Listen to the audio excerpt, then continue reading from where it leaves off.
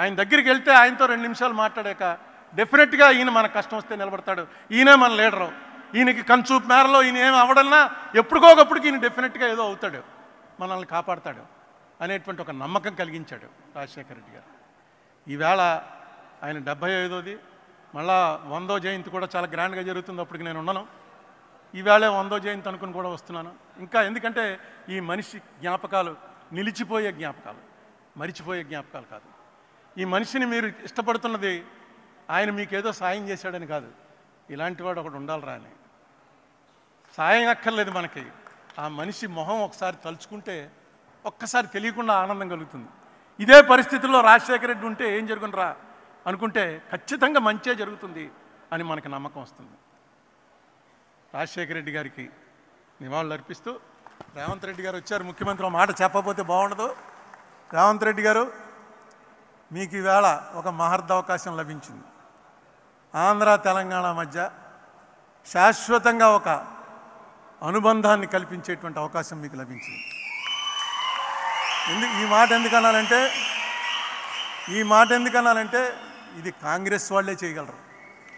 కాంగ్రెస్కు ఉన్నటువంటి జెనెటిక్గా కాంగ్రెస్ ముఖ్యమంత్రి అనగానే ఆయనే చేయగలడు ఈ పని.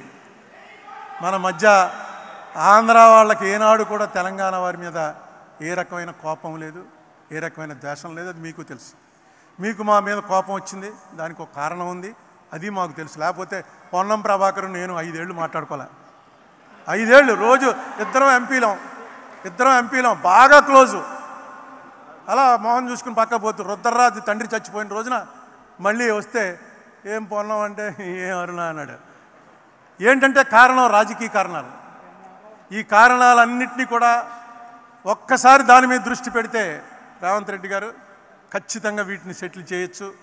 ఆంధ్ర తెలంగాణ ఓన్లీ టెక్నికల్గా 2 రాష్ట్రాలు తప్ప ప్రజలు మాత్రం ఒకటే అనే మెసేజ్ ఇవ్వగలరు.